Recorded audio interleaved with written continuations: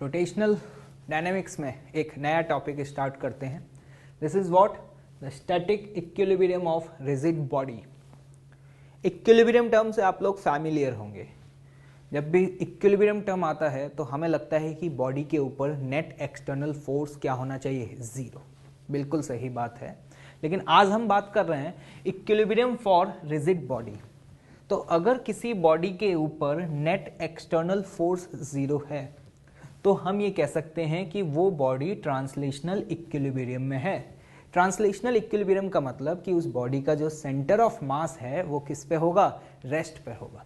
और आपको याद होगा, आपने सेंटर ऑफ मास में पढ़ा भी था कि net external force equals to what, m into A C O M. मतलब कि अगर एक्सटर्नल फोर्स जीरो है तो सेंटर ऑफ मास या तो आइदर रेस्ट पर होगा या फिर कांस्टेंट वेलोसिटी से मूव करेगा। लेकिन in case of a rigid body सिर्फ पहली वाली कंडीशन सफिशिएंट कंडीशन नहीं है। क्यों, जरा ध्यान से सुने। एक आपने प्रॉब्लम सॉल्व किया है जिसमें आपने देखा था कि बॉडी के ऊपर नेट एक्सटर्नल फोर्स जीरो था, लेकिन फिर भी बॉडी पर टॉर्क आ रहा था। और अगर टॉर्क आ रहा है तो वो बॉडी क्या कर सकता है, रोटेट कर सकता है। मतलब कि हम ये कह सकते हैं कि इक्विलिब्रियम ऑफ रिजिड बॉडीज में सिर्फ नेट एक्सटर्नल फोर्स का जीरो होना ही इक्विलिब्रियम को डिफाइन नहीं करता। अगर बॉडी इक्विलिब्रियम में है तो उसका ट्रांसलेशनल इक्विलिब्रियम भी होना चाहिए और साथ ही साथ रोटेशनल इक्विलिब्रियम भी होना चाहिए। ट्रांसलेशनल इक्विलिब्रियम मतलब नेट एक्सटर्नल फोर्स जीरो होना। एक्सटर्नल फोर्स जीरो है तो इसी टर्म को हम इस तरीके से लिख सकते हैं कि बॉडी के ऊपर नेट फोर्स एक्स एक्सिस के अलोंग भी जीरो होना चाहिए, वाई एक्सिस के अलोंग भी, और सिमिलरली जेड एक्सिस के अलोंग भी जीरो हो। और रोटेशनल इक्विलिब्रियम का कंडीशन क्या है कि बॉडी के ऊपर नेट एक्सटर्नल टॉर्क भी जीरो होना चाहिए। मतलब आज के बाद हमेशा याद रखना कि कोई भी रिजिड बॉडी जब भी इक्विलिब्रियम में है तो आप ये दोनों कंडीशंस को वेरीफाई करेंगे कि उस बॉडी के ऊपर net external force as well as net external torque भी जीरो हो। अब आप ध्यान से सुनिएगा, मैंने यहां पर ये तो बोला कि नेट एक्सटर्नल टॉर्क जीरो होना चाहिए, लेकिन मैंने यहां ये मेंशन नहीं किया किस पॉइंट के अबाउट। क्यों? तो जरा ध्यान से सुने। अगर पहला कंडीशन सेटिस्फाई कर रहा है तो मैं ये जानता हूं कि स्पेस में किसी भी पॉइंट के अबाउट टॉर्क की वैल्यू क्या आएगी, सेम आएगी। तो मैं ये कह सकता हूं कि स्पेस में अगर किसी भी एक पॉइंट के अबाउट टॉर्क जीरो हुआ तो हर पॉइंट के अबाउट टॉर्क जीरो ही आएगा। तो सिंपल सी बात यह है कि अगर पहली कंडीशन सेटिस्फाई कर जाती है तो टॉर्क हर पॉइंट के अबाउट सेम है, तो आप किसी भी एक पॉइंट के अबाउट टॉर्क निकाल लें और उसे सिंपल सा क्या कर दें, जीरो। क्योंकि अगर किसी भी एक पॉइंट के अबाउट टॉर्क जीरो आया तो दूसरे पॉइंट्स के अबाउट भी नेट एक्सटर्नल टॉर्क की वैल्यू क्या आएगी, जीरो आएगी। तो आगे अब हम यहां पर इक्विलिब्रियम ऑफ रिजिड बॉडीज के न्यूमेरिकल्स को सॉल्व करेंगे। तो मैं आपको बेसिक स्टेप्स बता दूं कि कोई भी रिजिड बॉडी जब भी इक्विलिब्रियम में हो तो क्वेश्चंस को सॉल्व करने के जो हमारे स्टेप्स हैं वो क्या होंगे।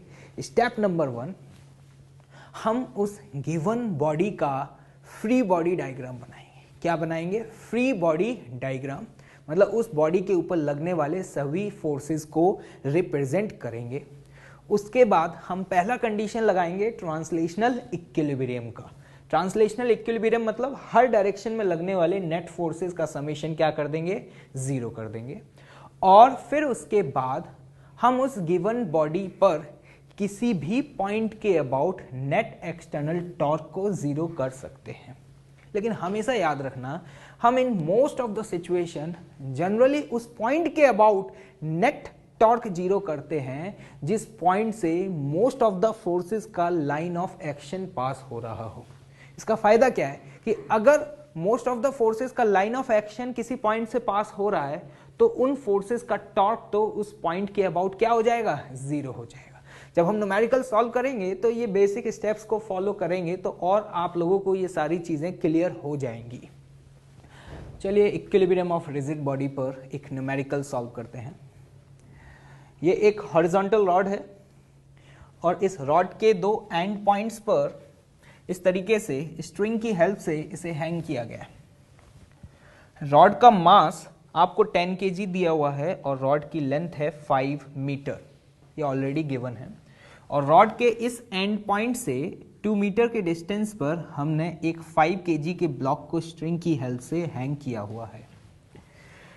हमें क्वेश्चन में क्या फाइंड करना है, ध्यान से देखें। Find the tension in strings, मतलब हमें इस और इस वाली स्ट्रिंग में टेंशन की वैल्यू फाइंड करनी है। सपोज मान लेते हैं कि इस स्ट्रिंग में लगने वाला टेंशन का वैल्यू है T1 और इस स्ट्रिंग में लगने वाली टेंशन का वैल्यू है T2।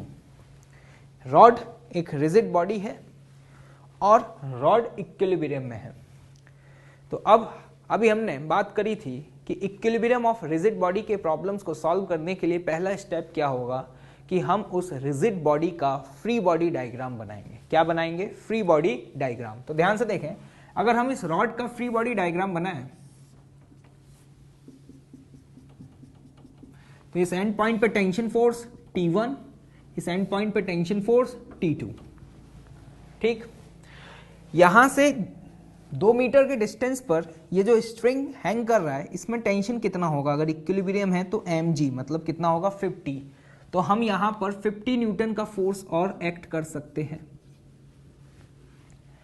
और कोई फोर्स होगा? हाँ, एक फोर्स और मिस कर रहे हैं। वो कौन सा फोर्स होगा? Due to the gravitational force of rod. और रॉड का फोर्स हम कहां पे लगा सकते हैं? रॉड के सेंटर ऑफ मास पर। तो हम ये कह सकते हैं कि रॉड के सेंटर पे जो फोर्स लगेगा वो कितना लगेगा? mg, मतलब ये कितना आ गया वैल्यू? 100। तो ये फोर्सेस लग रहे हैं और आपको ये भी पता है कि ये डिस्टेंस जो है वो डिस्टेंस है आपका कितना? 2 मीटर। ये जो mg लगा है वो रॉड के सेंटर पे लगा है, सेंटर ऑफ मास पर। तो ये डिस्टेंस हम कितना बोलेंगे? टोटल लेंथ है 5, तो ये डिस्टेंस होगा 5/2, मतलब कितना? 2.5 मीटर। अब अगला स्टेप क्या था? Condition of translational equilibrium. Translational equilibrium का मतलब क्या है? बॉडी के ऊपर नेट फोर्स 0 होना चाहिए। तो आप देख पा रहे हैं इस समय फोर्सेस सिर्फ और सिर्फ y एक्सिस के अलोंग ही लग रहे हैं। तो हम यहां पर अपनी इक्वेशन क्या लिख सकते हैं? T1 plus T2 is equal to 50 plus 100, this is what? 150। Equation number 1। अगला स्टेप बताएं। ये है कंडीशन किसका? ट्रांसलेशनल इक्विलिब्रियम का। अगला कंडीशन क्या लगाएंगे? Rotational equilibrium. रोटेशनल इक्विलिब्रियम का मतलब क्या है कि बॉडी के ऊपर नेट टॉर्क की वैल्यू 0 करनी है। अब बात आती है कि टॉर्क जब भी 0 करते हैं तो किसी पॉइंट के अबाउट करेंगे। तो किस पॉइंट के अबाउट करें? आप किसी भी पॉइंट के अबाउट कर सकते हैं। आप यहां जानते हैं 2 अननोन हैं, T1 और T2। तो हम जनरली उस पॉइंट के अबाउट टॉर्क को 0 करना प्रेफर करते हैं जिस पॉइंट के अबाउट किसी भी अननोन फोर्स का टॉर्क 0 हो जाए। जैसे मैं क्या कह रहा हूं, ध्यान से सुनना। अगर मैं कहूं कि यार इस एंड पॉइंट के अबाउट टॉर्क 0 करते हैं तो इसका फायदा क्या मिलेगा? इसका फायदा यह मिलेगा कि T1 का टॉर्क इस एंड पॉइंट के अबाउट क्या हो जाएगा? 0। और जब आप टॉर्क की इक्वेशन लिखेंगे तो उसमें सिर्फ अननोन एक ही बचेगा, दैट इज व्हाट? T2। तो जरा ध्यान से देखना, इस पॉइंट के अबाउट अगर हम टॉर्क लिखेंगे तो 50 इंटू 2, तो ये कितना आएगा? 50 इंटू 2। 100 का टॉर्क लिखेंगे तो ये मोमेंट आर्म कितना है? 2.5, और ये कितना है? 100। तो ये वैल्यू लिखेंगे हम 100 मल्टीप्लाइड बाय 5/2। 50 और 100 न्यूटन फोर्सेस की वजह से इस गिवन पॉइंट के अबाउट टॉर्क का डायरेक्शन सेम आ रहा है, क्योंकि आर वेक्टर इस डायरेक्शन में पॉइंटेड है और फोर्स नीचे है। तो आर क्रॉस एफ कहां आ रहा है? Inward direction. ठीक है, ये आ गया वैल्यू। अब ध्यान से देखना, T2 कहां लग रहा है? ऊपर। तो अगर हम T2 का टॉर्क देखेंगे तो आर वेक्टर ये T2 ऊपर है, तो आर क्रॉस एफ ये कहां आएगा? बाहर के डायरेक्शन में। तो आपको यह समझ में आ रहा है कि इन दोनों फोर्सेस का टॉर्क इस समय T2 के टॉर्क को कैंसिल आउट करेगा। और अगर कैंसिल आउट कर रहा है तो इस वैल्यू को हम किसके बराबर लिख सकते हैं? T2 into momentum. ये डिस्टेंस बताएं कितना है? 5। This is the equation number 2। यहां से आप T2 की वैल्यू कैलकुलेट कर सकते हैं। जरा कैलकुलेट करें, देखें कितनी आ रही है यहां से T2 की वैल्यू। This is what? 50। तो यहां से T2 की वैल्यू आती है आपकी 350 डिवाइडेड बाय 5, मतलब ये वैल्यू हुई आपकी 70 न्यूटन। और अगर हम यहां से T2 का वैल्यू इस एक्सप्रेशन में सब्स्टिट्यूट कर देंगे तो हमें T1 का वैल्यू पता चल जाएगा। तो देखें जरा, अगर 70 पुट करें तो यहाँ से T1 का वैल्यू कितना आया, 80 न्यूटन। Question solve. हमसे यही तो पूछा गया था, find the tensions in the string. तो आपने समझा क्या हमने बेसिक स्टेप्स को फॉलो किया। सबसे पहले रॉड का फ्री बॉडी डायग्राम बनाया, फिर ट्रांसलेशनल इक्विलिब्रियम की कंडीशन को लगाया, और उसके बाद हमने रोटेशनल इक्विलिब्रियम की कंडीशन को लगाया।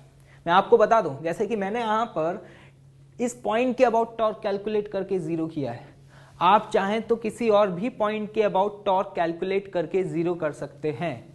अगर आप इस पॉइंट के अबाउट, इस पॉइंट के अबाउट या इस पॉइंट के अबाउट भी टॉर्क की इक्वेशन लिखेंगे तो भी आंसर सेम आएगा, क्योंकि ये हमें पता है कि बॉडी पर अगर नेट फोर्स जीरो है तो स्पेस में हर पॉइंट के अबाउट टॉर्क सेम होता है।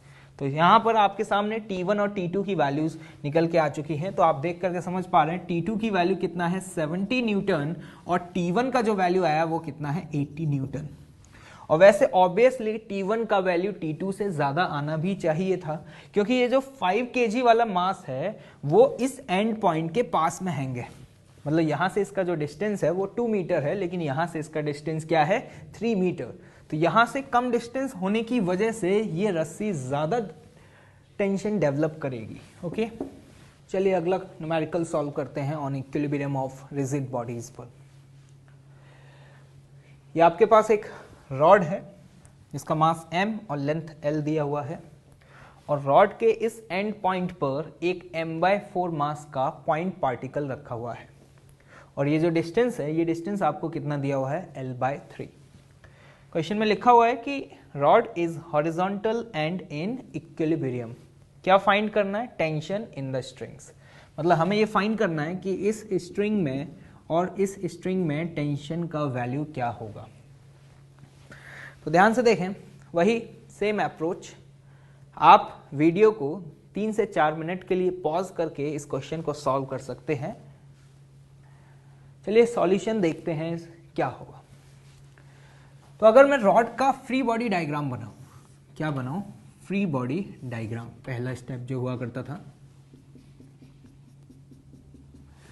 तो इस पॉइंट पर टेंशन फोर्स T1, यहां पर टेंशन फोर्स T2, और इस m/4 मास की वजह से इस पे एक नॉर्मल फोर्स लगेगा रॉड पे डाउनवर्ड डायरेक्शन में, और पूरा सिस्टम इक्विलिब्रियम में है। तो उस नॉर्मल फोर्स की वैल्यू किसके बराबर होगी, इसके mg के बराबर। मतलब हम ये लिख सकते हैं m/4 इंटू जी। और कोई फोर्स होगा, हाँ अभी एक फोर्स और आप मिस कर रहे हैं, क्या, रॉड का ग्रेविटेशनल फोर्स। रॉड का मास कितना है, m, तो रॉड का ग्रेविटेशनल फोर्स कहां पे लगाएं, रॉड के सेंटर ऑफ मास पर। तो हम यहां पे एक फोर्स और लगा सकते हैं, m इंटू जी। अगर आप डिस्टेंसेस की बात करेंगे तो आपको समझ में आ रहा है, ये रॉड का सेंटर ऑफ मास है, तो ये डिस्टेंस कितना होगा, l/2।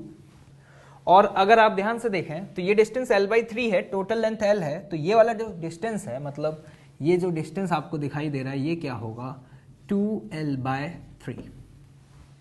तो अभी हमने यहां पर रॉड का फ्री बॉडी डायग्राम बना लिया है और उस पर लगने वाले सभी फोर्सेस को रिप्रेजेंट कर दिया है। This is the step number 1।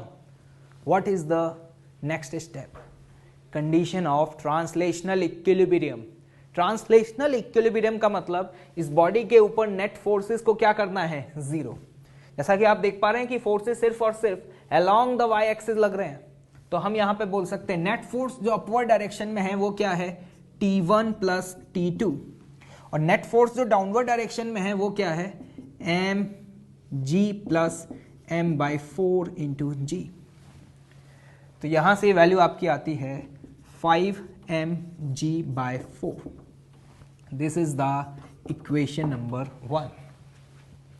Next step क्या था, कंडीशन ऑफ रोटेशनल इक्विलिब्रियम।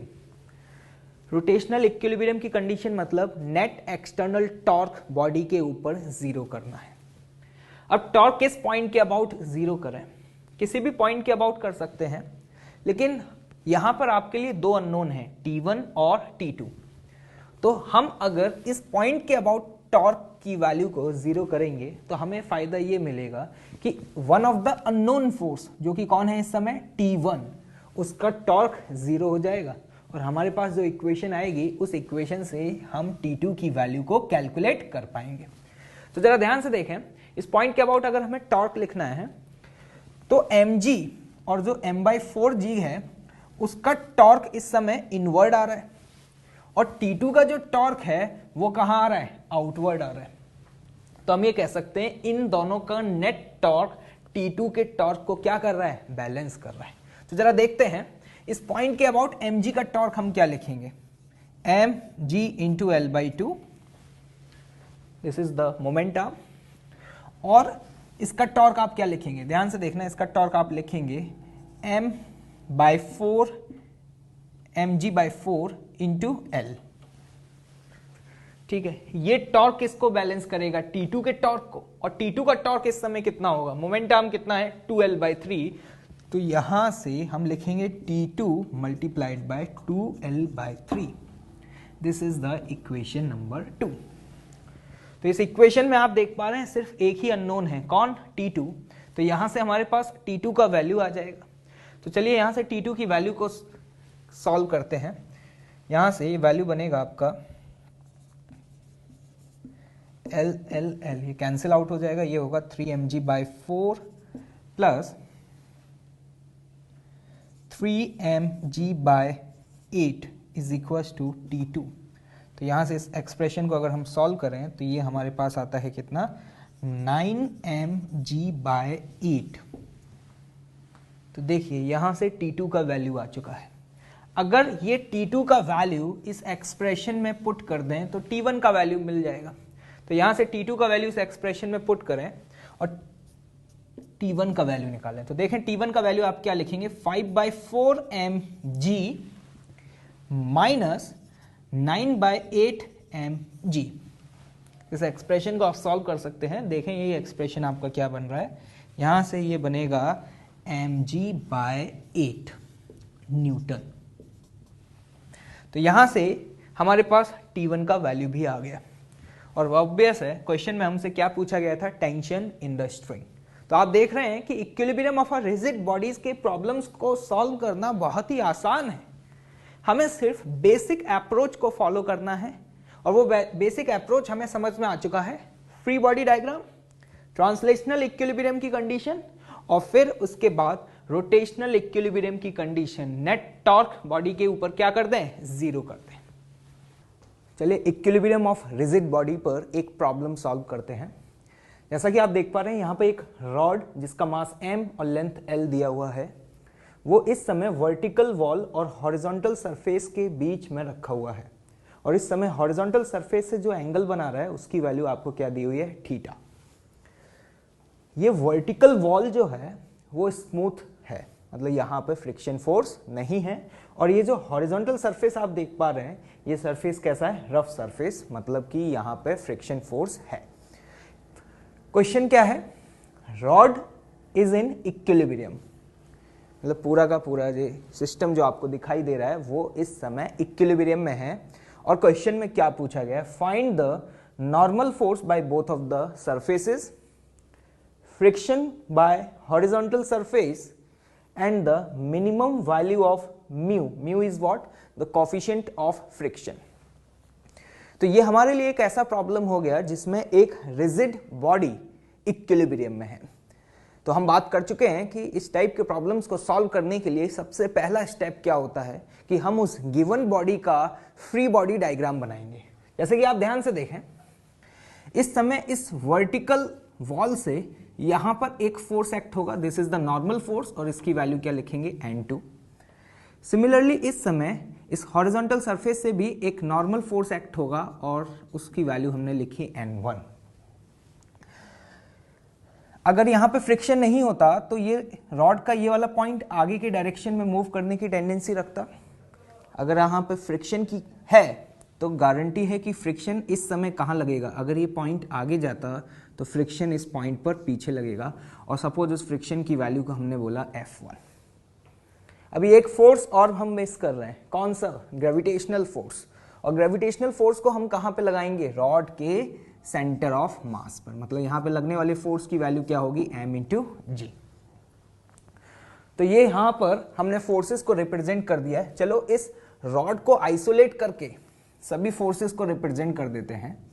ये N2, ये N1, ये फ्रिक्शन और यहां से लगने वाला mg।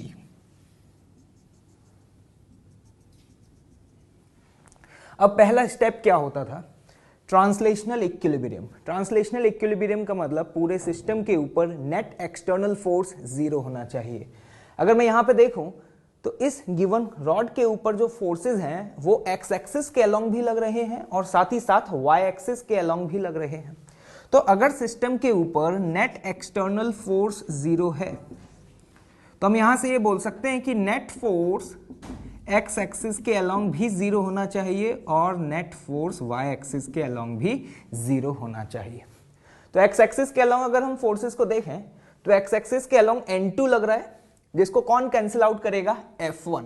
तो यहां से हम बोल सकते हैं कि जो N2 का वैल्यू है, जो नॉर्मल फोर्स है, उसकी वैल्यू किसके बराबर है? F1। This is the equation number 1। इसी तरीके से अगर हम y एक्सिस के अलोंग देखें तो y एक्सिस के अलोंग N1 लग रहा है, जो कि किसे कैंसिल आउट करेगा? mg को। तो यहां पर हम ये बोल सकते हैं कि जो N1 का वैल्यू है वो किसके बराबर होगा? mg के बराबर। This is the equation number 2। अगर आप ध्यान से देखें यहां पे कितने अननोन हैं? N1, N2 and F1। 3 unknown है और अभी हमारे पास नंबर ऑफ इक्वेशंस कितनी आई हैं? 2 इक्वेशंस आई हैं। मतलब हमारे पास N1 की वैल्यू तो आ चुकी है, लेकिन इक्वेशन 1 में आप देख पा रहे हैं ना तो हमें N2 पता है और ना ही हमें F1 की वैल्यू पता है। अब बताइए अगला स्टेप क्या होना चाहिए? अब हम अगला स्टेप लगाएंगे the condition of rotational equilibrium. Rotational equilibrium का अगर हम कंडीशन लगाएं तो इस बॉडी के ऊपर नेट टॉर्क जीरो होना चाहिए। तो हम यहां पे बोल सकते हैं अगली equation, the net external torque की वैल्यू को क्या करेंगे? जीरो। अब बात यह आती है कि टॉर्क किस पॉइंट के अबाउट जीरो करें। ये हम पहले भी बात कर चुके हैं कि टॉर्क आप किसी भी पॉइंट के अबाउट जीरो कर सकते हैं, लेकिन जरा आप यहां ध्यान से देखिएगा, अगर मैं टॉर्क इस पॉइंट के अबाउट जीरो करूंगा, ये बॉटम मोस्ट पॉइंट, सपोज इस पॉइंट को अपन ने बोला क्या? A, तो हमें क्या फायदा मिलेगा कि इस गिवन पॉइंट A के अबाउट N1 और F1 दोनों ही फोर्सेस का टॉर्क जीरो हो जाएगा, क्योंकि आप देख पा रहे हैं कि दोनों ही फोर्सेस का जो लाइन ऑफ एक्शन है वो इस गिवन पॉइंट A से ही पास हो रहा है। तो इस पॉइंट के अबाउट टॉर्क एनालिसिस करने से हम यहां से डायरेक्टली N2 की वैल्यू को कैलकुलेट कर पाएंगे, क्योंकि हमारे गिवन एक्सप्रेशन में N1 और F1 का तो टॉर्क आएगा ही नहीं। तो हम यहां पर नेट एक्सटर्नल टॉर्क किस पॉइंट के अबाउट जीरो करें? हम कह सकते हैं पॉइंट A के अबाउट जीरो करें। मैंने पहले भी बताया था, जनरली हम उस पॉइंट को प्रेफर करते हैं नेट टॉर्क जीरो करने के लिए जिस गिवन पॉइंट से मोस्ट ऑफ द फोर्सेस के लाइन ऑफ एक्शन पास हो रहे हों। क्यों? इसका बेनिफिट क्या है? क्योंकि उससे उन फोर्सेस का टॉर्क जीरो हो जाता है। तो चलिए पॉइंट ए के अबाउट टॉर्क देखते हैं। अगर मैं N2 को देखूं तो N2 का लाइन ऑफ एक्शन ये है और पॉइंट ए से ये क्या होगा? उसका मोमेंट आर्म। आप जानते हैं ये लेंथ L है और ये एंगल क्या है? थीटा। तो एक बात बताएं, अगर ये L है तो ये वाला लेंथ क्या होगा? ये थीटा एंगल है तो हम इस लेंथ को लिख सकते हैं L साइन थीटा, और सिमिलरली इस लेंथ को हम क्या लिख सकते हैं? L cos theta. तो ये N2 फोर्स का line of action, point A के अबाउट टॉर्क कैलकुलेट कर रहे हैं। तो आप ध्यान से देखें ये क्या है? Moment arm. तो इस पॉइंट के अबाउट टॉर्क का डायरेक्शन अगर हम देखें तो N2 का लाइन ऑफ एक्शन ये है और ये इस समय आपका क्या है? R वेक्टर, जो कि अपवर्ड डायरेक्शन में पॉइंटेड है। तो हम अपने राइट हैंड के फिंगर्स को अपवर्ड डायरेक्शन में पॉइंटेड करें, R क्रॉस F। तो बताइए टॉर्क कहां आ रहा है? इनवर्ड डायरेक्शन में, या फिर हम बोल सकते हैं इस पॉइंट के अबाउट जो टॉर्क है वो किस सेंस में आ रहा है? क्लॉकवाइज सेंस में। तो इस N2 के टॉर्क को कौन कैंसिल आउट करेगा? इस N2 के टॉर्क को कैंसिल आउट करेगा mg का टॉर्क। तो ध्यान से देखें, अगर हम N2 के टॉर्क को लिखें तो N2 का टॉर्क क्या लिखेंगे? Moment arm. मोमेंट आर्म का लेंथ कितना हुआ? L sine theta. ये लेंथ क्या है? L sine theta. तो हम यहां लिखेंगे L sine theta into N2। ये जो टॉर्क है इसका सेंस क्या है? Clockwise sense. और इस N2 के टॉर्क को कैंसिल आउट कौन करेगा? mg का टॉर्क। तो जरा ध्यान से देखें, mg का टॉर्क लिखना है तो mg का लाइन ऑफ एक्शन ये रहा, और ये इस समय क्या हुआ? इस गिवन फोर्स के लिए मोमेंट आर्म। तो तो अगर आप ध्यान से देखें, total length L cos theta है, ये सेंटर ऑफ मास है, ये लेंथ क्या है L/2। अगर ये लेंथ L/2 है तो ये वाला जो डिस्टेंस है वो कितना हुआ L/2 cos थीटा। तो जरा ध्यान से देखें mg का टॉर्क क्या लिखूंगा, मैं mg का टॉर्क लिखूंगा L/2 cos theta multiplied by what mg। This is the equation number 3। इस इक्वेशन को सॉल्व करके यहां से हमारे पास n2 का वैल्यू आ जाएगा। जैसा कि आप देख पा रहे हैं यहां पर L से L कैंसिल आउट होता है और n2 का जो वैल्यू निकल के आएगा वो क्या आएगा यहां पर cos थीटा डिवाइडेड बाय 2 sin theta multiplied by mg। मतलब ये वैल्यू हमारे पास cos theta upon sin theta को मैं क्या लिख सकता हूं cot थीटा। तो इस वैल्यू को मैं लिख सकता हूं cot थीटा बाई 2 mg। तो यहां से हमारे पास n2 का वैल्यू आ चुका है। दूसरी वाली इक्वेशन से हमें n1 का वैल्यू ऑलरेडी पता था। तो जरा ध्यान से देखें, फर्स्ट पार्ट में हमसे पूछा क्या गया था, normal forces by both of the surfaces. मतलब we have to find the value of n1 and n2, जो कि हम यहां पे ऑलरेडी कैलकुलेट कर चुके हैं। चलिए नेक्स्ट पार्ट देखते हैं। नेक्स्ट पार्ट में पूछा है the friction by the horizontal surface. आप यहां इक्वेशन को अगर ध्यान से देखें तो n2 का जो वैल्यू है वो F1 के बराबर है। तो n2 तो हम ऑलरेडी कैलकुलेट कर ही चुके हैं, तो हम डायरेक्टली बोल सकते हैं कि यहां से जो आपने n2 का वैल्यू कैलकुलेट किया है वही फ्रिक्शन फोर्स है। मतलब हमारे पास बी पार्ट भी आ गया। अगला पार्ट देखिए, अगला पार्ट में क्या है, मिनिमम वैल्यू ऑफ म्यू। आपसे पूछा जा रहा है कि यहां पे लगने वाला जो फ्रिक्शन है ना, उसके लिए मिनिमम कोफिशिएंट ऑफ फ्रिक्शन का वैल्यू क्या होगा। अगर हमसे मिनिमम म्यू पूछा जा रहा है तो हम ये कहेंगे कि यहां पे लगने वाला जो फ्रिक्शन फोर्स है, ध्यान से देखिएगा, उसको हम क्या लिखेंगे, म्यू मल्टीप्लाइड बाय n1। अगर कोफिशिएंट ऑफ फ्रिक्शन मिनिमम है तो फ्रिक्शन का वैल्यू क्या लिखेंगे, mu minimum multiplied by n1। और ये वैल्यू ऑलरेडी किसके बराबर होगी, दिस टर्म, क्योंकि हम ऑलरेडी यहां पर F1 का वैल्यू कैलकुलेट कर चुके हैं। और N1 की अगर आप वैल्यू को देखें तो N1 की वैल्यू किसके बराबर है, mg के बराबर। तो ध्यान से देखिएगा ये एक्सप्रेशन आप क्या लिखेंगे, mu into n1 where n1 is what mg is equal to cot theta by 2 multiplied by mg। यहां से mg वाला टर्म कैंसिल आउट हो जाएगा, तो हम यहां पे बोल सकते हैं म्यू का मिनिमम वैल्यू क्या निकल के आया, जरा ध्यान से देखिएगा, म्यू का मिनिमम वैल्यू निकल के आया cot थीटा बाई 2। तो यहां से हमें समझ आया कि अगर इस सरफेस का कोफिशिएंट ऑफ फ्रिक्शन का वैल्यू इससे ज्यादा होगा या इसके बराबर होगा, तभी ये रॉड यहां पर इक्विलिब्रियम में रह सकता है। तो आपने यहां पे देखा, इस प्रॉब्लम को सॉल्व करने के लिए हमने सबसे पहले क्या कंडीशन यूज करी, ट्रांसलेशनल इक्विलिब्रियम। हमने फोर्सेस को एक्स और वाई डायरेक्शन में जीरो किया और फिर उसके बाद हमने यूज किया the condition of rotational equilibrium. Rotational equilibrium में हमने पॉइंट ए के अबाउट नेट टॉर्क को जीरो किया। यह है मेथड नंबर 1। चलिए अब इसका मेथड नंबर 2 देखते हैं। चलिए इसी प्रॉब्लम को सॉल्व करने का एक और मेथड देखते हैं। ध्यान से देखिएगा, मेथड नंबर 2। मैं अगर इस रॉड की बात करूं, इस पे लगने वाला ये फोर्स n2, यहां से लगने वाला mg, और यहां से जो फोर्सेस लग रहे थे वो था n1 और ये क्या था f1। एक बात बताएं मुझे आप लोग कि जो नॉर्मल और ये जो फ्रिक्शन है ना, ये दो अलग अलग फोर्सेस हैं क्या, नहीं। आप याद करें, आपने फ्रिक्शन चैप्टर में एक चीज पढ़ी थी, नेट कांटेक्ट फोर्स। मतलब अगर मुझसे पूछा जाए कि नॉर्मल क्या है, तो मैं ये बोलूंगा कि इस सरफेस से द्वारा जो नेट फोर्स लग रहा है ना, उसका ये वर्टिकल कंपोनेंट है, और जो ये फ्रिक्शन है ना, वो उस नेट कांटेक्ट फोर्स का हॉरिजॉन्टल कंपोनेंट है। मतलब ये वाला सरफेस तो एक ही फोर्स लगा रहा है, और उस फोर्स को सपोज हम क्या बोल सकते हैं, R। मतलब ये जो N1 और F1 लग रहे हैं, इन N1 और F1 की जगह मैं सिर्फ और सिर्फ कोई एक फोर्स एक्ट कर सकता हूं, और उसे मैंने बोला R। इस समय जो R है वो क्या है, नेट कांटेक्ट फोर्स। और इस R का वर्टिकल कंपोनेंट नॉर्मल हुआ और हॉरिजॉन्टल कंपोनेंट फ्रिक्शन हुआ। अब एक बात बताएं, ये है N2 का लाइन ऑफ एक्शन और ये है mg का लाइन ऑफ एक्शन। तो आप देख पा रहे हैं कि इन दोनों के लाइन ऑफ एक्शन किसी ना किसी पॉइंट पर इंटरसेक्ट कर रहे हैं, और ये जिस पॉइंट पर इंटरसेक्ट कर रहे हैं, सपोज उस पॉइंट को मैंने बोला क्या, पॉइंट बी।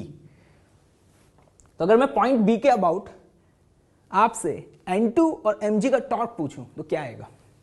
तो आपको समझ में आ रहा है कि इस पॉइंट बी के अबाउट N2 फोर्स का और mg का टॉर्क क्या हो जाएगा? 0। एक बात बताओ, ये रॉड इक्विलिब्रियम में है, तो इसका मतलब स्पेस में किसी भी गिवन पॉइंट के अबाउट नेट टॉर्क हमेशा 0 आना चाहिए। इस बॉडी के ऊपर टोटल नंबर ऑफ फोर्सेस कितने लग रहे हैं? 3, N2, mg और r। तो अगर मैं पॉइंट बी के अबाउट बात कर रहा हूं, तो पॉइंट बी के अबाउट N2 का और mg का टॉर्क तो 0 हो गया। अब बचा एक ही फोर्स, कौन सा? r, और r के टॉर्क को भी 0 होना पड़ेगा। और पॉइंट बी के अबाउट r का टॉर्क कब 0 होगा? r का टॉर्क तब 0 होगा जब r का लाइन ऑफ एक्शन, ध्यान से सुनिएगा, r का लाइन ऑफ एक्शन अगर पॉइंट बी से ही पास कर जाए। क्योंकि अगर r का line of action point B से पास नहीं हुआ तो पॉइंट बी के अबाउट N2 और mg का टॉर्क तो 0 हो जाएगा, लेकिन r का टॉर्क 0 नहीं हो पाएगा। लेकिन हम ये जानते हैं कि बॉडी अगर इक्विलिब्रियम में है तो स्पेस में किसी भी पॉइंट के अबाउट बॉडी के ऊपर नेट टॉर्क 0 होना चाहिए। तो यहां से हमें एक बात समझ में आ गई है कि अगर कोई भी गिवन बॉडी इक्विलिब्रियम में है और उस पर 3 नॉन पैरेलल फोर्सेस लग रहे हैं, ध्यान से सुनिएगा क्या बोला, कोई भी बॉडी इक्विलिब्रियम में है और उस पर 3 नॉन पैरेलल फोर्सेस लग रहे हैं, तो गारंटी है कि वो तीनों के तीनों फोर्सेस कॉन्करेंट होंगे। क्या होंगे? कॉन्करेंट। कॉन्करेंट का मतलब है कि उनका लाइन ऑफ एक्शन मस्ट भी एक पॉइंट से पास करेगा। इस स्टेटमेंट को अभी थोड़ी देर बाद लिख भी लेंगे। तो अब चलो इस क्वेश्चन को सॉल्व करते हैं। मान लेते हैं कि जो नेट कांटेक्ट फोर्स है वो हॉरिजॉन्टल सरफेस के साथ जो एंगल बना रहा है ना, वो एंगल है अल्फा। क्या है? अल्फा। अगर मैं आपसे पूछूं कि ये बताएं कि अल्फा की वैल्यू क्या होगी, तो अल्फा की वैल्यू कैलकुलेट करना आसान है। जरा आप इस ट्रायंगल को ध्यान से देखें। इस ट्रायंगल में ये लेंथ क्या है? L sin theta. Already calculate कर चुके हैं। और अगर इस वाली लेंथ की बात करें तो ये लेंथ क्या है? ये लेंथ है आपकी L/2 cos थीटा। तो tan अल्फा होगा perpendicular divided by the base. तो यहां पर मैं लिख सकता हूं तो tan alpha is equal to L sin theta divided by L/2 cos theta. तो यहां से इसको सॉल्व करने पे वैल्यू क्या आ रही है? L से L cancel out, 2 tan theta and this is equal to what? tan alpha. ठीक। आप ये जानते हैं कि R का वर्टिकल कंपोनेंट क्या है? N1। ठीक। और R का हॉरिजॉन्टल कंपोनेंट क्या है? F1। तो यहां पे आप tan अल्फा को क्या N1 अपॉन F1 लिख सकते हैं? ध्यान से देखिएगा, मैंने क्या बोला? tan अल्फा को क्या हम N1 अपॉन F1 लिख सकते हैं? बिल्कुल। तो यहां पे tan अल्फा की वैल्यू लिखी N1 divided by F1 and this is equal to what? 2 tan theta. N1 की वैल्यू हमें पता है, वर्टिकल डायरेक्शन में N1 जो फोर्स है वो किसको कैंसिल आउट कर रहा था? mg को। तो यहां पर हम N1 की वैल्यू mg रख दें। तो ध्यान से देखिएगा, F1 की वैल्यू जो आएगी वो यहां से निकल के आएगी N1 डिवाइडेड बाय 2 tan थीटा, और N1 का वैल्यू क्या है? m into g. तो mg डिवाइडेड बाय 2 इंटू tan थीटा।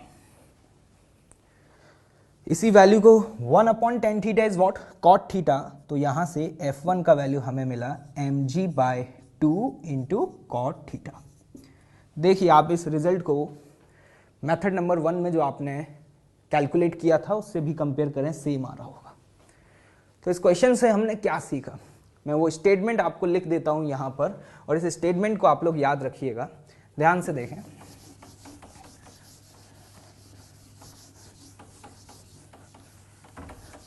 स्टेटमेंट क्या है? If body is in equilibrium,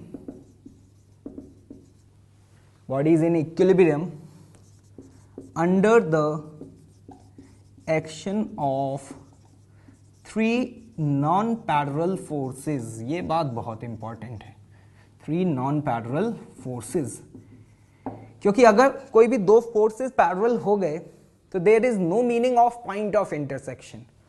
तो खास बात यह है कि वो फोर्सेस एक तो नॉन पैरेलल होने चाहिए और साथ ही साथ टोटल फोर्सेस कितने हो, 3। ये तभी की बात कर रहा हूं जब किसी भी गिवन बॉडी पर टोटल नंबर ऑफ फोर्सेस कितने लग रहे हैं, 3 लग रहे हैं। तो if a body is in equilibrium under the action of 3 non parallel forces, then these forces must be concurrent। concurrent मतलब सभी फोर्सेस का line of action must be किसी एक पॉइंट से पास करेगा। ठीक है, तो ये था इस प्रॉब्लम को सॉल्व करने का मेथड नंबर 2। चलिए एक प्रॉब्लम सॉल्व करते हैं। सपोज ये हमारे पास एक रेक्टेंगुलर प्लेट है जिसका मास m दिया हुआ है, इसका लेंथ a है और विड्थ b है। इसके इस वाले एंड पॉइंट को एक स्ट्रिंग की हेल्प से हैंग किया हुआ है यहाँ पे वर्टिकल वॉल से, और ये वाला जो एंड पॉइंट है ना, इस एंड पॉइंट को हिंज किया हुआ है। हिंज का मतलब आप समझ रहे होंगे कि जैसे जब डोर्स अगर आप देखते हैं तो डोर्स के एंड पॉइंट जिसके अबाउट वो रोटेट करता है, उन एंड पॉइंट्स को नट बोल्ट की हेल्प से हम हिंज कर देते हैं। ठीक है, तो उस तरीके से यहाँ वाला ये जो एंड पॉइंट है ना, इसे हिंज किया हुआ है। क्वेश्चन में पूछा जा रहा है find the tension in the string and the net hinge force. Tension और हिंज फोर्स की वैल्यू कैलकुलेट करनी है। तो वही, ये एक रिजिड बॉडी है और इक्विलिब्रियम में है। तो हम इसका अगर फ्री बॉडी डायग्राम बनाएं, ध्यान से देखिएगा, फ्री बॉडी डायग्राम बनाते समय यहां पर टेंशन फोर्स लगेगा जो कि अलोंग द स्ट्रिंग होगा, यहां पर mg लगेगा। अब आते हैं इस पॉइंट पे हिंज फोर्स। अब एक्चुअली में हिंज फोर्स इस पॉइंट पर एग्जैक्टली किस डायरेक्शन में लगेगा ये बता पाना पॉसिबल नहीं है, क्योंकि जैसे स्ट्रिंग जो टेंशन फोर्स लगाएगी वो अलोंग द स्ट्रिंग लगाएगी, लेकिन जो हिंज का फोर्स है वो नेट किसी भी डायरेक्शन में लग सकता है। मतलब हम एग्जैक्टली ये नहीं बता सकते कि हिंज फोर्स का डायरेक्शन क्या है। तो अब क्या करें? तो हमें ये तो पता है कि हिंज फोर्स किसी भी डायरेक्शन में लग रहा हो। सपोज जो हिंज फोर्स है वो इस डायरेक्शन में लग रहा है, सपोज, पता नहीं है अभी हमने मान लिया कि मान लो कि नेट हिंज फोर्स इस डायरेक्शन में लग रहा है। तो इस हिंज फोर्स का जो हॉरिजॉन्टल कंपोनेंट होगा और जो वर्टिकल कंपोनेंट होगा, मान लीजिए हॉरिजॉन्टल कंपोनेंट fx है और वर्टिकल कंपोनेंट क्या है, fy। तो हमें डायरेक्शन नहीं पता, तो इस पॉइंट पर जब हम हिंज फोर्स लगाएंगे ना, तो हम ये कहेंगे कि हिंज फोर्स का हॉरिजॉन्टल कंपोनेंट fx और इसका वर्टिकल कंपोनेंट fy। अब हमारा मेन पर्पस होगा कि हम fx और fy की वैल्यू कैलकुलेट कर लें, क्योंकि अगर हमें fx और fy दोनों कंपोनेंट पता चल गए तो हमारे पास नेट हिंज फोर्स की वैल्यू आ जाएगी। तो हमने क्या किया, हिंज फोर्स को 2 कंपोनेंट्स में रिजॉल्व कर दिया, क्योंकि हमें हिंज फोर्स का एग्जैक्ट डायरेक्शन नहीं पता। चलिए अब देखते हैं, इक्विलिब्रियम है, पहली कंडीशन बताएं क्या लगाएं, ट्रांसलेशनल इक्विलिब्रियम। कौन सा? Translational equilibrium. बॉडी के ऊपर नेट फोर्स y एक्सिस के along as well as x axis के अलोंग 0 होना चाहिए। y एक्सिस के अलोंग अगर आप ध्यान से देखें तो fy फोर्स को कौन कैंसिल आउट कर रहा है, mg फोर्स। तो मैं यहां पे पहली इक्वेशन लिख सकता हूं fy is equal to mg, मतलब सीधे हमारे पास fy की वैल्यू तो आ चुकी है। इसी तरीके से अगर मैं हॉरिजॉन्टल डायरेक्शन में देखूं तो हॉरिजॉन्टल डायरेक्शन में टेंशन फोर्स को कौन कैंसिल आउट करेगा, fx। तो अगला इक्वेशन लिख सकता हूं tension is equal to fx। This is the equation number 1 and this is the equation number 2। Equation number 2 का आप ध्यान से देखें तो टेंशन भी अननोन है और fx जो है वो भी अननोन है। ये है ट्रांसलेशनल इक्विलिब्रियम का कंडीशन। अगला कंडीशन हम क्या लगा सकते हैं, रोटेशनल इक्विलिब्रियम, मतलब net torque about any point 0 कर दें। टॉर्क किस पॉइंट के अबाउट 0 करना इज मोस्ट प्रेफरेबल, जरा सोच के बताइएगा कि किस पॉइंट के अबाउट टॉर्क को 0 करने में हमें ज्यादा बेनिफिट है। बिल्कुल सही, अगर हम हिंज पॉइंट के अबाउट, किसके अबाउट, हिंज पॉइंट के अबाउट नेट टॉर्क को 0 करेंगे तो यहां पर fx और fy, मतलब हम ये कह सकते हैं इस पॉइंट के अबाउट हिंज फोर्स का टॉर्क 0 हो जाएगा। तो जरा देखते हैं इस पॉइंट के अबाउट, टेंशन फोर्स इधर लग रहा है, ये रहा लाइन ऑफ एक्शन, और मोमेंट आर्म की लेंथ देखेंगे तो ये लेंथ ये होगी और ये लेंथ कितनी दी हुई है आपको ए। तो इस पॉइंट के अबाउट टेंशन का आप टॉर्क क्या लिखेंगे, टेंशन का टॉर्क लिखेंगे T मल्टीप्लाइड बाय ए। और इस टेंशन के टॉर्क को कैंसिल आउट कौन करेगा, इस पॉइंट के अबाउट। अगर इक्विलिब्रियम में है तो ऑब्वियस है टेंशन का टॉर्क कोई ना कोई फोर्स तो कैंसिल आउट कर रहा है। और अगर आप ध्यान से देखें कौन सा फोर्स कैंसिल आउट करेगा, mg। ये है mg का लाइन ऑफ एक्शन और ये है मोमेंट आर्म, और ये लेंथ आप देख पा रहे हैं टोटल लेंथ b है, ये सेंटर है, तो ये लेंथ क्या हुई b/2। तो हम ये कह सकते हैं ये वाला टॉर्क किसके बराबर होगा, mg मल्टीप्लाइड बाय b/2। इस इक्वेशन को अगर आप ध्यान से देखें तो यहां से आपके पास टेंशन का वैल्यू निकल के आ चुका है, और टेंशन का वैल्यू यहां से क्या निकल के आया, mg b/2a। टेंशन कैलकुलेट हो गया जो कि हमसे फर्स्ट पार्ट में पूछा गया था। सेकंड पार्ट क्या था, नेट हिंज फोर्स। अगर मैं आपसे कहूं कि नेट हिंज फोर्स बताएं क्या होगा, इसको सपोज मैं FH से रिप्रेजेंट कर रहा हूं और उसके ये दो कंपोनेंट हैं, तो मैं इस तरीके से लिखूंगा the square root of fx square plus fy square. fx already tension के बराबर है, मतलब हमारे पास टेंशन की वैल्यू आ ही चुकी है, तो मतलब हमें x कंपोनेंट पता है हिंज फोर्स का, और fy तो हम देख चुके हैं वो किसके बराबर है, mg के बराबर। तो यहां से हम fx और fy की वैल्यू यहां सब्स्टिट्यूट कर सकते हैं। तो हमारे सामने जरा ध्यान से देखिएगा एक्सप्रेशन क्या बनेगा, mg इंटू b/2a का whole square plus fy, and the fy is what, mg का होल स्क्वायर। यहां से आप mg को बाहर कॉमन ले सकते हैं, तो यहां पर हमारे पास ये वैल्यू निकल के आएगी mg into square root of b square upon 4a square plus 1। This is the net hinge force. तो हमेशा एक चीज याद रखिएगा, जब भी आपसे हिंज फोर्स पूछा जाए तो हम हमेशा हिंज फोर्स को कंपोनेंट्स में रिजॉल्व करेंगे और इंडिविजुअली हर कंपोनेंट कैलकुलेट करने के बाद उसका रिजल्टेंट फाइंड करेंगे। जैसे इस प्रॉब्लम की खास बात क्या थी, इस प्रॉब्लम की खास बात यही थी कि यहां पे लगने वाले हिंज फोर्स का डायरेक्शन हमें नहीं पता था। जैसे अभी तक हमने जितने भी प्रॉब्लम इक्विलिब्रियम के सॉल्व किए वहां पे हमें मैग्नीट्यूड ना पता हो लेकिन एटलीस्ट डायरेक्शन तो पता होता था ना। जैसे ये टेंशन फोर्स था तो हमें पता है कि tension force along the string लग रहा है, तो यहां पर इस हिंज फोर्स का ना तो हमें मैग्नीट्यूड पता था और ना ही हमें डायरेक्शन पता था। तो हमेशा याद रखिएगा इस चीज को कि जब भी कोई भी ऐसा फोर्स आए जिसका आपको एग्जैक्ट डायरेक्शन नहीं पता है तो उसको रिजॉल्व करके हम फिर सॉल्व करेंगे। जैसा कि यहां पे पहली condition translational equilibrium and then rotational equilibrium. चलिए इक्विलिब्रियम ऑफ रिजिड बॉडी पर एक और न्यूमेरिकल सॉल्व करते हैं। ध्यान से देखें, ये आपके पास एक uniform rod of mass 10 kg and the length is 6 metre. इस यूनिफॉर्म रॉड को इस पॉइंट पर हिंज किया हुआ है। जिस पॉइंट पर हिंज किया हुआ है वो रॉड का सेंटर नहीं है, क्योंकि रॉड की टोटल लेंथ 6 मीटर है और रॉड का सेंटर इस एंड पॉइंट से कहां पे होगा, 3 मीटर पे। लेकिन हमने जिस पॉइंट पर हिंज किया है वो यहां से 2 मीटर की दूरी पर है। इस एंड पॉइंट पर एक 40 kg के मास को रख दिया है और इस एंड पॉइंट पर एक m मास को रखा हुआ है जिसकी वैल्यू हमें नहीं पता। क्वेश्चन में क्या पूछा गया जरा ध्यान से देखें, the value of m so that the rod remains horizontal। मतलब हमें यहां पर m का वैल्यू फाइंड करना है जिससे कि ये रॉड हमेशा हॉरिजॉन्टल रहे।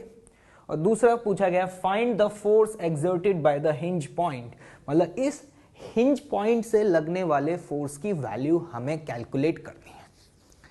चलिए इक्विलिब्रियम का क्वेश्चन है। पहला स्टेप क्या है, draw the free body diagram. किसका फ्री बॉडी डायग्राम बना है इस समय, रॉड का। तो ध्यान से देखें, अगर हम रॉड का फ्री बॉडी डायग्राम बनाते हैं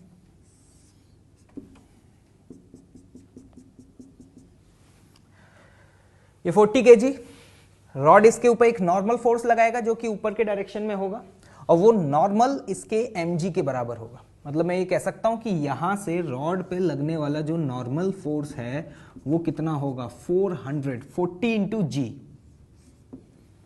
ठीक, उसी तरीके से सिमिलरली इस पॉइंट से भी नॉर्मल फोर्स लगेगा डाउनवर्ड डायरेक्शन में और उसकी वैल्यू क्या होगी, m इंटू जी।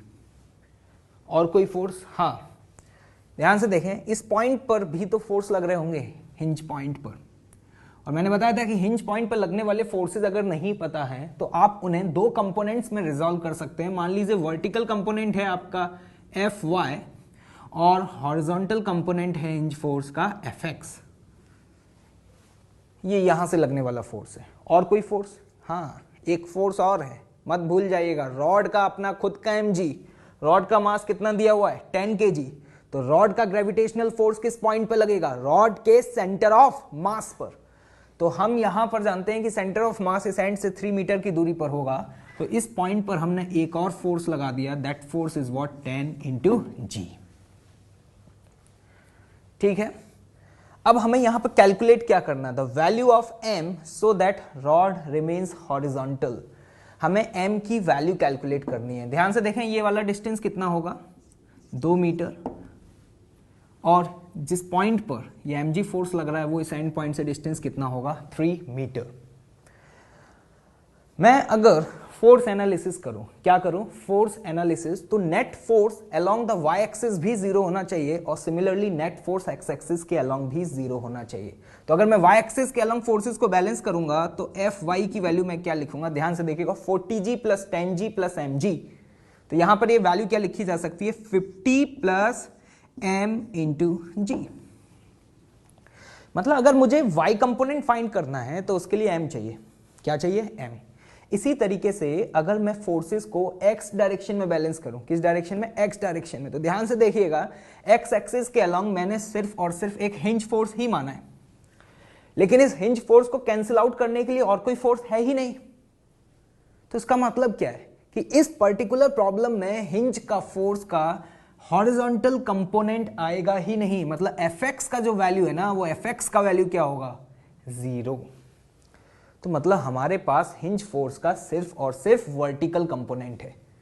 ठीक, तो यहां पर हमें m की वैल्यू फाइंड करनी है। अगली कंडीशन क्या लगा सकते हैं? Rotational equilibrium. रोटेशनल इक्विलिब्रियम मतलब नेट टॉर्क बॉडी के ऊपर क्या होना चाहिए? 0। चलिए टॉर्क 0 करते हैं। इस पॉइंट के अबाउट अगर हम टॉर्क देखें तो हम ये कह सकते हैं कि mg और जो 10g का टॉर्क है वो इस सेंस में आ रहा है। ये सेंस क्या है? Clockwise sense.